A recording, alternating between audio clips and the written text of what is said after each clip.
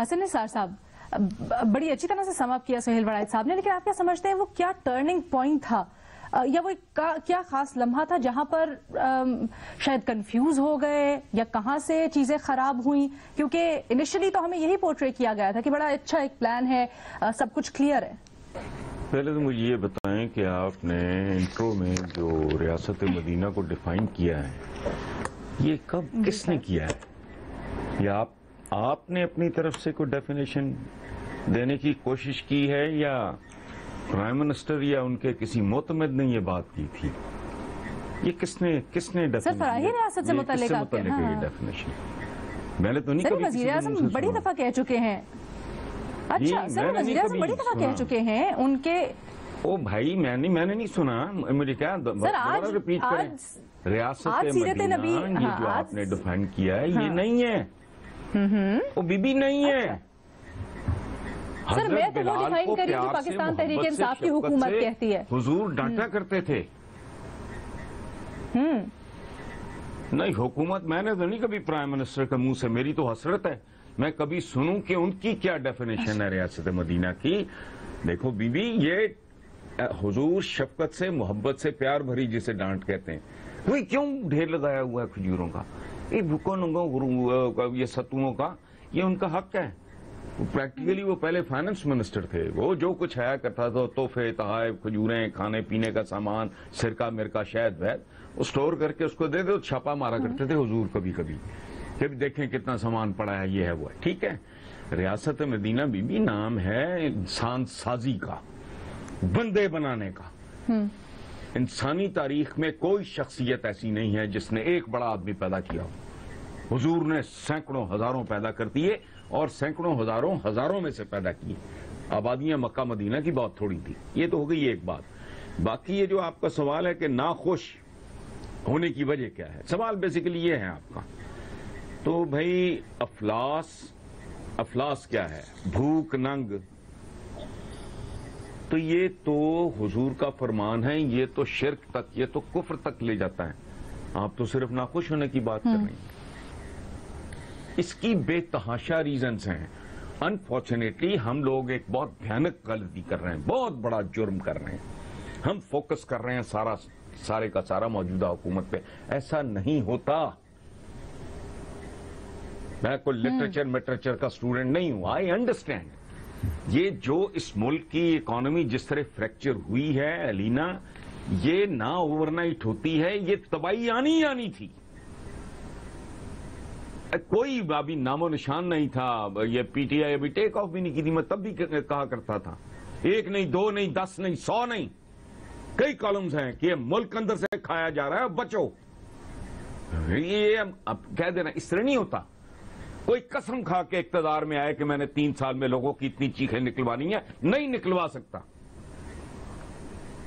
سیاست میں ایک گروپ آف پیپل کا کمانڈ اور کنٹرول بڑا لمیٹڈ ہوتا ہے. مارکیٹ فورسز کام کر رہی ہوتی ہیں، گلوبل ریئلٹیز ہیں اس کے پیچھے. ایک چیز بڑھتی ہے تو دور تک جاتی ہے آگ اس کی. صرف ایک پیٹرول بڑھتا ہے تو آپ کو اندازہ نہیں ہے کہاں تک جاتی ہے بات، کہاں جائے. روپیہ جو ویلیو کرتا ہے ایک اور ضرب لگ جاتی ہے. اس قوم کو اقتصادی ضربیں لگ رہی ہیں. جھٹکا ایک ہوتا ہے، ڈیمالش بہت کچھ ہو جاتا ہے. سو یہ کمپلیکیٹڈ سا ایشو ہے. اس میں صرف فوکس کرنا ایسی گورنمنٹ کو اس کو بانٹ کے دیکھا کریں.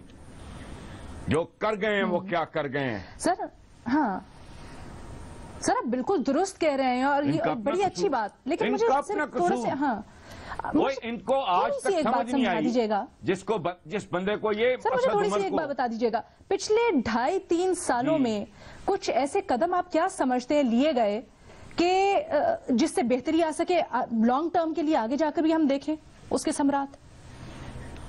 دیکھیں ایک بات ہے بی بی کہ پہلی بات تو یہ ہے کہ شارٹ کٹ کوئی نہیں ہوتا اکانومی میں. زندگی میں ویسے بھی شارٹ کٹ نہیں ہوتا. کچھ معاملات میں فراڈ دھوکہ بازی ہیرا پھیری چل جاتی ہے. اکانومی ایک ایسی چیز ہے، یہ بالکل اسی طرح ہے کہ بچہ 18 سال کے بعد ہی بالغ ہونا ہے اور 17 سال کے بعد 18واں سال آئے گا. اس میں نہیں ہوتے شارٹ کٹ. انہوں نے حماقت جو میں ڈے 1 سے ان کے حوالے سے بھی چیخ رہا ہوں، انہوں نے سب کچھ کیا سوائے ہوم ورک کے. پاکستان جیسے ان گورنیبل ملک کو ٹیک اوور کرنے سے پہلے جتنی جان توڑ محنت کوشش کرنی چاہیے تھی, جتنے ٹیکنوکریٹس کو پروفیشنلز کو انگیج کرنا چاہیے تھا, انہوں نے تو کیا ہی کھ نہیں. وہ جو لمبی زبان اور لمبے قدوں والا بندہ وہ ان کا ہیرو تھا. اچھا سچی بات ہے, مجھے تو نہیں پتا تھا کہ اصل اوقات کیا ہے. شاید میں ہی تب ان دنوں میں جب یہ حکومت ابھی نہیں آئی تھی میں کچھ چیختا. میرا خیال تھا جس کو اتنا زیادہ یہ پروجیکشن جس کی کر رہے ہیں کو تو ہوگی. تو I believe everything they said. اس ایریا میں اتنی محنت کی ضرورت تھی. انتظامی طور اس ملک کا سارا سٹرکچر جو تھا اس پہ کام کرنے کی ضرورت تھی. اکانومی بالکل اس کا مین فوکس ہونا چاہیے تھی. ان کو آج تک سمجھ ہی نہیں آ رہی. تو پھر سر پھر تو وہ بات صحیح نہیں ہوگی کہ اگر ہم کہتے ہیں نہ خود کسی کے پلے یا اگر عوام یہ سمجھتے ہیں کہ اگر یہ سمجھتے ہیں کہ پی ٹی آئی حکومت نے جو کہا وہ کر کے نہیں دکھایا تو پھر درست سمجھتے ہیں نا. پھر تو ہم اس حکومت کے اوپر فوکس کر سکتے ہیں. میں 100% درست. میں آپ کو ایک بات بتاؤں. ہاں ایک سیکنڈ علینا, ایک پرسنل حوالے سے میں آپ کو ایک تجربہ شیئر کروں 4 جملوں میں. جی ہمارے گھر میں ہیں 2 میٹرز. ٹھیک ہے, it's a 7 bedroom house. میں بیسمنٹ میں رہتا ہوں, اس میں 2 بیڈ رومز ہیں اور باقی سارے لوازمات. اچھا آپ یقین کرو, میں ظاہر ہے میں سٹڈی میں بیٹھا ہوں, یہاں کیسی چل رہا ہے, سیٹنگ روم میں مہمان آ جائیں گے, ادھر بیٹھو وہاں چل, ایک وقت پہ ایک چلتا ہے. ہمارا زیادہ بل 2 میٹرز ہیں بیسمنٹ کا آتا ہے. اب اندازہ لگاؤ بد انتظامی کی آخری انتہا. It's a family of 5 people, 3 بچے, 2 میاں بیوی. بچے بھائی ان کا بل زیادہ. میں کم زیادہ کی بات نہیں کر رہا کہ جی ہمارا بل کتنا آتا ہے, میں یہ بات نہیں کر رہا. آپ میری بات سمجھ رہے ہیں میں کیا کہہ رہا ہوں؟ جی لیسکو کے چماٹ آئے, وہ میرے بار ملازموں کو کچھ اور ساؤنڈ آف کر کے چلے گئے. جو ساؤنڈ آف کیا اس کو آپ چھوڑ دو. میری عقل ہی نہیں مانتی بھائی.